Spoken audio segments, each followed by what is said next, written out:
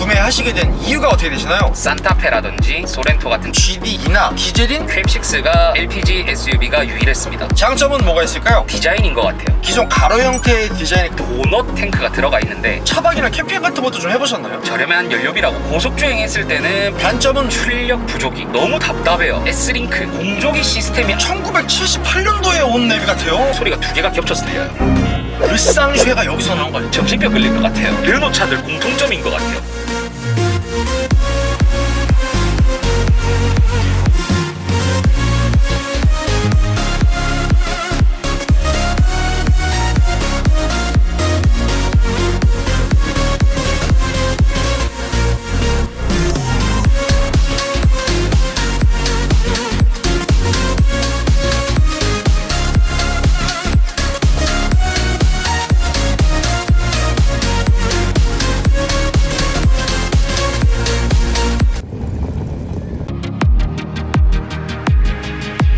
형님들 안녕하세요, 한기사입니다. SM6에 이은 두 번째 짝수형 모델이며 르노코리아 자동차의 베스트셀링 중형 SUV 바로 뉴 QM6입니다. 혁신적인 디자인과 풍부한 장점을 바탕으로 뉴 QM6 구매를 고민하시는 분들이 굉장히 많으실 텐데요. 그래서 뉴 QM6 차주분을 만나러 경상남도 양산시에 도착했습니다. 가볍게 자기소개 한번 부탁드릴게요. 안녕하세요. 경남 양산에서 두 딸 키우는 딸아이 아빠입니다. 이 차량의 소개 좀 부탁드릴게요. 제가 운영하고 있는 이 차량은 2022년식 뉴 QM6 LPG 모델이고요. 차량 트림은 RE 시그니처 트림입니다. 그리고 전륜구동 차량이며 옵션은 드라이빙 어시스트 패키지랑 매직 테일게이트, 그리고 S링크 8.7인치 내비게이션이랑 사이드 스텝까지 들어간 모델입니다. 이 차량 신차로 구매하신 건가요? 네, 신차로 구매했습니다. 구매는 언제 하신 건가요? 구매는 2022년 5월에 출고했습니다. 구매 가격은 어떻게 되나요? 옵션이랑 포함된 차량 가격 약 3,300만원에 취등록세 포함해서 3,500만원 정도에 구매를 했습니다. 현재 총 주행거리는 어떻게 되나요? 약 2600km가량 차량을 운행을 한 것 같네요. 그 전에 타시던 차는 어떤 차 타셨나요? 전에는 12년식 소렌토랑 09년식 모닝을 소유를 했었고요. 지금은 QM6 차량이랑 전기차인 르노 조에 차량을 함께 운용을 하고 있습니다. 차주님께서 뭐 르노에 지분 있으신 거 아니죠? 왜 이렇게 좋아하세요?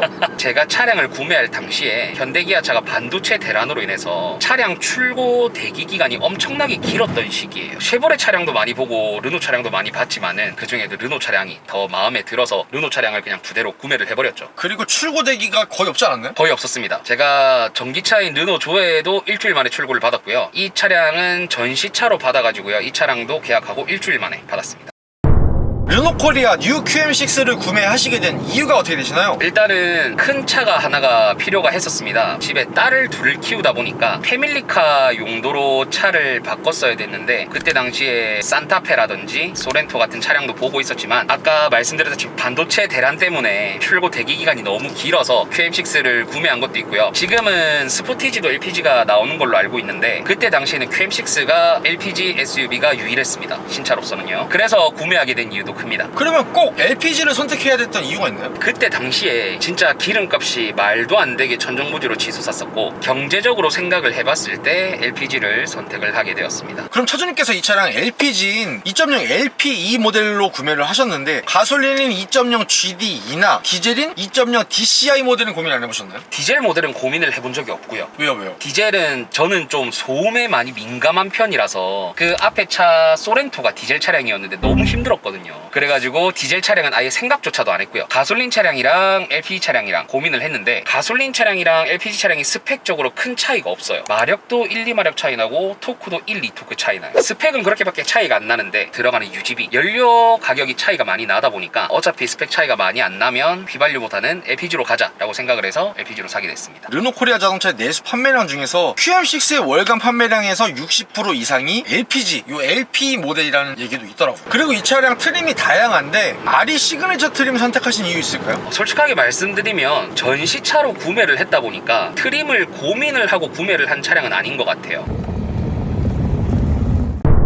르노코리아 뉴 QM6의 장점은 뭐가 있을까요? SUV 차량이다 보니까 트렁크 공간, 물건 적재할 수 있는 양이 많아진 거. 그 다음에 뒷좌석이 폴딩이 되기 때문에 진짜 큰 짐을 옮길 때, 가구 같은 거를 옮길 때도 정말 편하게 옮길 수가 있더라고요. 차주님 보통 LPG 차량이 일반 가솔린이나 디젤 모델보다 트렁크가 좀 좁은 편 아닌가요? 저도 그렇게 알고 있었는데요. 생각보다 그렇게 큰 차이가 안 나더라고요. 뒤쪽에 도넛 탱크가 들어가 있는데 그것 때문에 한 1cm, 2cm 정도 바닥이 높은 거 말고는 큰 차이가 없습니다. 실제로 공간적으로 손해를 크게 보는 건 없는 것 같아요. 가스통이 아니고 도넛 형태의 탱크가 들어갔다는 것만 해도 트렁크 공간은 그래도 LPG임에도 이 정도면 만족할 만한 수준의 공간을 만들어주는 것 같아요. 그럼 차주님께서 이 차량으로 차박이나 캠핑 같은 것도 좀 해보셨나요? 저는 이 차량으로 차박이나 캠핑을 해본 적은 따로 없는데 아버지가 제 차를 타고 가셔서 차박이랑 캠핑을 해보셨어요. 안에 에어매트 구매하시고 텐트도 구매를 하셔서 차박을 해보셨는데 상당히 편하다고 하시더라고요. 아까 트렁크 공간에서 1, 2cm 정도 높다고 말씀드렸던 부분이 있는데 이 부분이 있어가지고 완전 평탄화까지 되는 건 아니지만 근데 에어매트를 깔면은 편안하게 누워서 잘 수 있다고 말씀을 해주시더라고요. 그래서 저도 나중에 애들이랑 같이 차박 캠핑을 한번 해보려고 합니다. 그리고 이 차량 차박 캠핑을 하실 때 르노 차박 텐트라는 제품 추가로 판매를 또 하고 있더라고요. 그렇기 때문에 이 차량 QM6 구매를 하시는 형님들께서는 차박 캠핑 하실 때 그런 정보를 좀 참고하시면 좋을 것 같아요. 또 다른 장점은 디자인인 것 같아요. 이 차가 예전에 1세대 때부터 거의 변하지를 않았거든요. 근데 아직까지 봐도 예뻐요. 그러다 보니까 디자인이 가장 큰 장점인 것 같고요. 그래서 전면부 보시게 되면 그릴 같은 경우에는 기존 가로 형태의 디자인의 그릴이었다가 뉴 QM6로 2차 페이스리프트가 되게 되면서 내부 패턴을 벌꿀의 집 모양과 비슷한 그 허니콤 디자인의 퀀텀 윙크롬 라디에이터 그릴로 변경이 되었고요. 그리고 헤드램프 같은 경우도 굉장히 유려한 느낌을 자아내는 것 같고요. 하단부 범퍼의 스포티함이 이 전면부의 디자인을 완성을 해주는 것 같아요. 그리고 측면부 보시게 되면 와이드한 차체 크기를 뽐내주고 있는 것 같은데요. 앞 휀다와 1열 도어로 이어지는 캐릭터 라인과 가니시 포인트가 굉장히 좀 인상이 깊고 차주님께서 옵션을 추가하셨기 때문에 도어 하단부에 사이드 스텝이 들어가 있는 포인트도 좋고 그리고 차주님 이 차량의 휠은 몇 인치인가요? 휠은 19인치 휠이 들어가 있습니다. 세 가지 크기 사이즈의 휠이 총 5개의 디자인으로 구분이 되어 있더라고요. 그래서 이 차량 구매하실 때 많은 휠 선택할 수 있는 범위가 넓기 때문에 이것 또한 굉장히 좋은 포인트인 것 같아요. 그리고 후면부 보시게 되면 테일램프 또한 뉴 QM6로 2차 페이스리프트가 되게 되면서 기존에 비해서 굉장히 디테일이 살아있는 새로운 그래픽의 3D 타입 LED 테일램프가 적용이 되어 있고 그리고 하단부에 디자인만 되어 있는 이 듀얼 머플러가 스포티한 포인트를 조금 더 더해주는 것 같아요. 그리고 또 다른 장점은 휘발유나 디젤 연료에 비해서 LPG만의 장점인 저렴한 연료비라고 볼 수 있습니다. 고속주행했을 때는 평균적으로 연비가 한 8에서 9, 100km 정도 항속주행하는 구간에서 10 정도까지 나오고요. 시내에서는 대신에 많이 떨어집니다. 한 4, 5 정도 나와요. LPG 차들의 보통 특징이 유류비가 저렴한 대신에 어찌됐건 연비는 좋은 편은 대부분 아니더라고요. 네, 맞아요. 그럼 차주님께서 평소에 운전 스타일은 어떤 편이세요?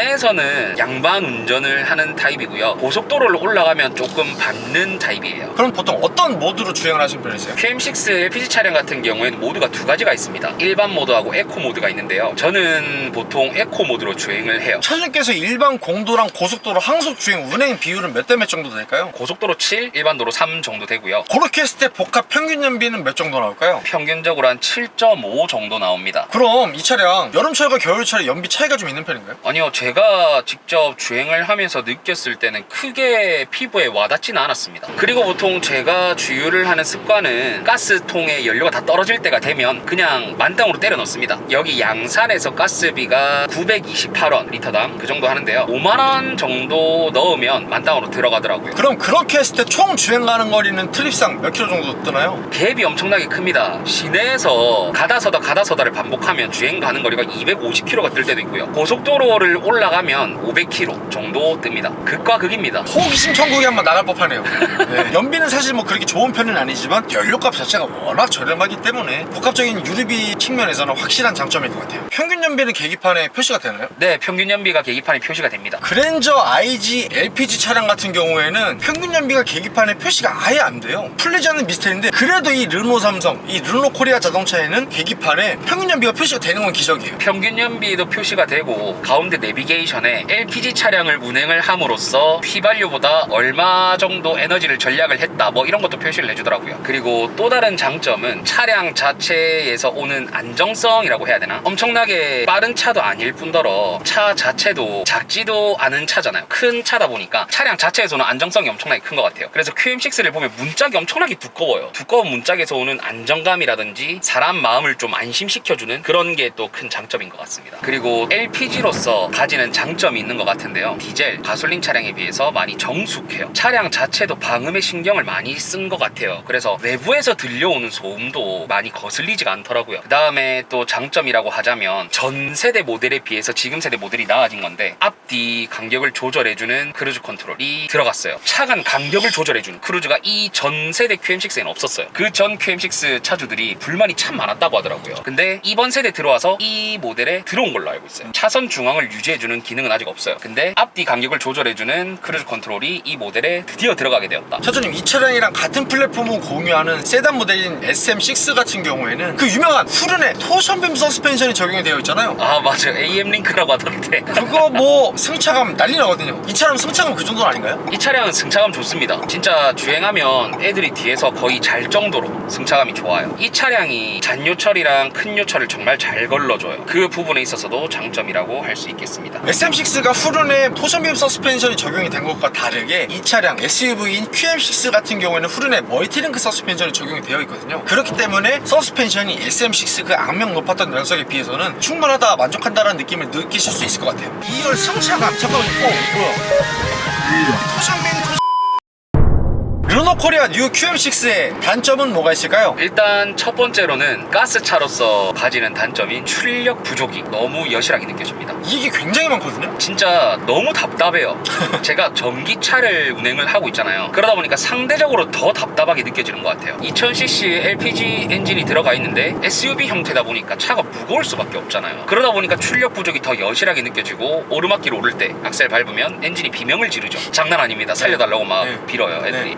이 차량 4기통 자연흡기 엔진에다가 140마력의 19.7토크거든요. 이 차체 크기와 공차 중량 대비해서 많은 분들께서 출력은 좀 부족하다라는 의견이 많으신 것 같더라고요. 두 번째 단점은 실내 디자인이라고 꼽을 수 있을 것 같아요. 실내 디자인이 너무 올드한 느낌이랄까. 죄송한데 르노는 그 맛에 타는 거 아닙니까? 근데 좀 너무해요. 왜냐면 제가 전기차인 르노 조에도 또 타고 있는데 그 차에 비해서 실내 인포테인먼트 시스템이 2016년도에 나온 그때 그 모습 그대로인 것 같아서 그 부분도 좀 크게 단점이고요. 그래서 실내 디자인 같은 경우는 세단인 SM6와 진짜 거의 큰 차이를 찾아볼래야 찾아볼 수 없을 정도로 똑같은 것 같은데요. 7인치 컬러 TFT LCD 클러스터가 시인성은 좋지만 조금 올드한 느낌을 자아내는 것 같고 3스포크의 핸들 또한 거의 르노 조에와 비교했을 때는 조금 올드한 느낌이 많이 들고 하지만 실내에서 은은하게 들어와 있는 이 앰비언트 라이트가 그래도 그나마 감성을 조금 더 추가해주는 것 같아요. 또 다른 단점이 S링크. 일명 S링크라고 불리우는 8.7인치 내비게이션이 적용이 되어 있는 모델인데 이게 굉장히 불편하다는 의견들이 너무너무 많더라고요. 네, 맞아요. S링크가 업데이트도 하고 많이 괜찮아졌다고는 하죠. 근데 근본적인 문제가 하나가 있는 게 공조기 시스템이 안에 섞여 들어가 있어요. QM6 차량 같은 경우에는 온도 조절은 다이얼로 가능합니다. 근데 바람 세기 조절이 다이얼로 안 돼요. 바람 세기 조절이 내비게이션을 끄고 다시 공조기로 들어가서 바람 세기 조절, 방향 조절을 하고 다시 내비게이션을 켜야 돼요. 진짜 웃긴 게 또 온도 조절하는 다이얼이 두 개나 있어요. 좌우를 조절을 하라고 이렇게 해놨는지 모르겠는데 굳이 이렇게 했어야 되나. 차라리 버튼 하나를 가운데 넣어주고 불이 켜지면 듀얼이고 불이 꺼지면 운전석만 나오게끔 한다든지 아니면 동시에 조정되게끔 한다든지 하고 하나를 풍량을 조절할 수 있는 다이얼로 해줬으면 참 좋았을 텐데 양쪽 다 온도 조절이에요. 그럼 에어컨 조작을 하기 위해서 한 땀 한 땀 내비게이션을 다 터치해서 들어가줘야 되는 번거로움이 있는데 터치 속도는 어떤 편이에요? 그렇게 크게 갑갑하다고 느껴지지는 않습니다. 옛날에는 진짜 악명 높았다고 하는데 지금은 많이 나아진 것 같아요. 그리고 예전에 내비게이션으로 주소 검색을 하실 때 많이 불편하다고 하셨던 분들이 꽤나 있으셨던 걸로 기억을 하는데 한영을 바꾸는 버튼이 따로 없어가지고 불편하다고 바꾸는 게 좀 어려웠던 걸로 기억을 하는데요. 지금은 그 버튼들이 다 업데이트가 돼서 생겨가지고 많이 개선이 된 편인 것 같습니다. 차주님, 뭐 내비게이션 주소 검색 뭐 나아졌다고 해요. 뭐 알겠어요. 내비게이션 전체적인 이런 그래픽이나 UI가 굉장히 구린데 동의하세요? 이거는 동의를 안 할 수가 없는 부분이죠. 그래서 저는 순정 내비게이션을 절대 안 씁니다. 거의 1978년도에 온 내비 같아요.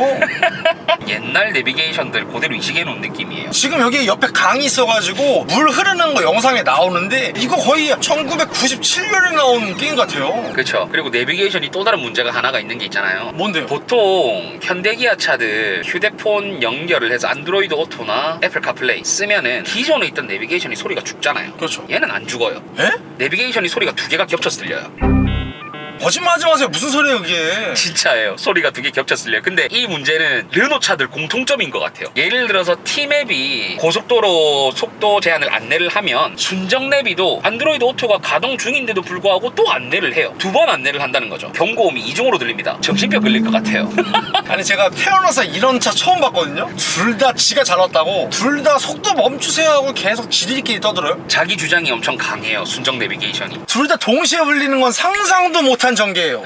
진짜 미칠 것 같아요. 그래서 이거 순정 내비게이션 끄는 걸 까먹으면 고속도로에서 달리는 내내 한 번씩 들어야 돼요. 그래서 꼭 휴게소 들려서 꺼줘야 됩니다. 피곤합니다. 그리고 또 다른 단점이라고 한다면 이건 진짜 모든 르노차의 통합인 것 같아요. 컵홀더가 정말 특이하게 생겼어요. 보통 현대기아 차들 보면은 앞 뒤로 이렇게 두 개가 놓여 있거든요. 근데 얘는 정사각형인 모양인데 큰 거 두 개, 작은 거 두 개가 있어요. 근데 문제가 뭐냐? 일반적으로 우리가 차량을 주행을 할 때 카페에서 파는 커피컵 이 두 개를 놓으려고 하면 큰 거 두 개에다 꼽아야 되잖아요. 대각선으로 놓여 있다 보니까 두 개가 닿아서 똑바로 안 들어가서 흐르는 경우가 있어요. 르노 삼성 차량 타시는 형님들의 모든 고민이에요. 컵홀더가 위치도 애매한데 사이즈도 작아요. 맞아요. 동선도 불편해요. 맞아요. 얘는 아무 생각 없이 기어봉에 올리면 빨대에 찔립니다. 그리고 또 다른 단점이라고 말씀드리자면 스피커가 차가 3천만 원이 넘어가는 차량인데 너무 후져요. 이것도 또 상대적일 수도 있는데 르노조에 그 차량 또한 스피커 옵션이 없어요. 근데 두 개의 스피커의 음질 차이가 너무 심하게 나요. 그러다 보니까 이 차를 타고 갈 때는 노래를 안 틀고 그냥 조용히 가고 있습니다. 그 다음에 또 단점이 하나가 뭐냐면 시트가 불편해요. 헤드레스트가 머리가 잘 안 닿아요. 이 부분이 시트 착자감이 장거리 주행할 때 진짜 크게 와닿는 부분이거든요. 근데 그 부분이 상당히 필요하게 느껴진다. 그리고 시트가 좀 많이 딱딱해서 배기는 느낌이라고 해야 되나요? 심지어 예를 들어서 차 안에서 고속도로 졸음 쉼터에서 잘 때가 있잖아요. 얘는 차 시트를 눕혀서 자고 일어나면 등이 아파요. 또 다른 단점은 뭐가 있을까요? 이 차가 오토홀드가 없어요. 전자식 파킹 브레이크는 있잖아요. 전자식 파킹 브레이크는 있는데 오토홀드가 없습니다. 보통 그거 두 개 다 같이 넣어줄 법하거든요. 근데 없어요. 한번 서버로 타니까 오토홀드가 정말 편하거든요. 모르면 몰라도 한 번 쓰다가 못 쓰면 그거 지옥이에요. 네, 진짜 불편해요. 제 채널에 최근에 나와주셨던 쉐보레 올뉴 말리부 차주님께서도 똑같이 말씀하셨던 게 전자식 파킹 브레이크는 있지만 오토홀드 없었거든요. 죄송한데 흔히 얘기하는 르쌍쉐가 여기서 나온 거 아닐까요? 아무리 봐도 그런 느낌이 들죠.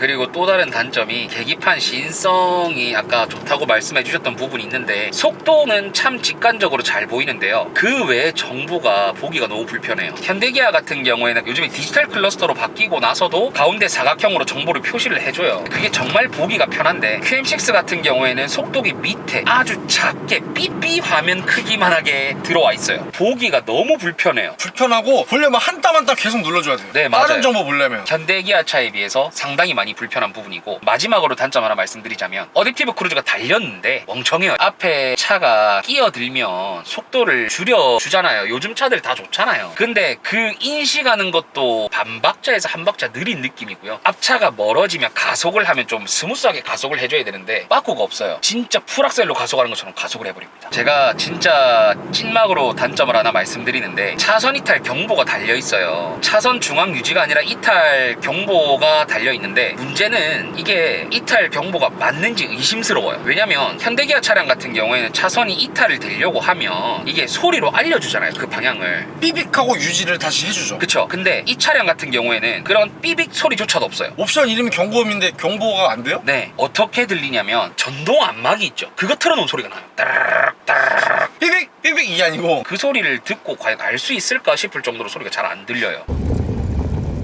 르노코리아 뉴 QM6의 한 달 유지비는 어떻게 되나요? 제가 세금 같은 경우는 연에 한 50만 원대 정도로 내고 있고요. 보험료는 제 차량이 운행을 할 수 있는 사람이 등록이 많이 돼 있어요. 그러다 보니까 차량 보험료가 연 150 정도, 그리고 가스비 드는 게 시내주행 3, 고속주행 7 정도로 운행을 하고 있는데요. 그렇게 했을 때 복합적으로 전비가 한 7.5 정도 나오고요. 그리고 보통 제가 가스를 넣는 습관이 가스 불 들어오면 만땅으로 보통 채워 넣는데요. 그렇게 했을 때 양산에서 리터당 928원 정도 하고 있고요. 그렇게 했을 때 만땅 넣으면 한 5만원 정도 들어가는데, 그렇게 해서 한 달에 한 3번 정도 넣는 것 같아요. 가스비 같은 경우에는 한 달에 평균 한 15만원? 그리고 보통 만땅 주행했을 때 주행 가는 거리가 고속도로에서는 500km, 시내에서는 250km에서 300km 정도도 제가 봤었고요. 그리고 겨울이랑 여름이 주행거리가 큰 차이는 없는 것 같아요. 보통 제가 한 달에 주행하는 거리가 평균적으로 1000km에서 1500km 정도 되는 것 같은데요. 그 정도 했을 때 한 15만원 정도 나오는 것 같아요. 르노코리아 뉴 QM6를 구매하신 걸 후회하시진 않나요? 솔직히 좀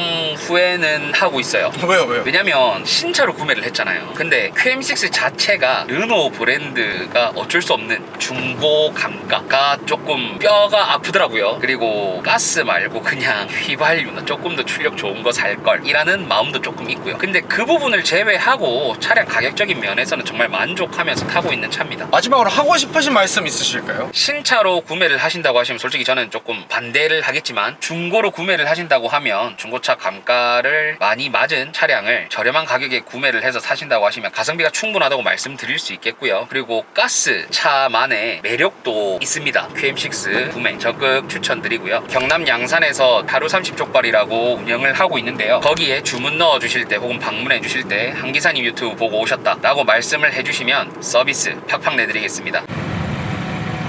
구독과 좋아요 살포시 부탁드리고요. 그리고 제가 차주 인터뷰 촬영을 위해 전국 방방곡곡 가고 있으니 아래에 있는 메일 주소로 출연 신청 부탁드리고요. 형님들 오늘도 좋은 하루 되세요.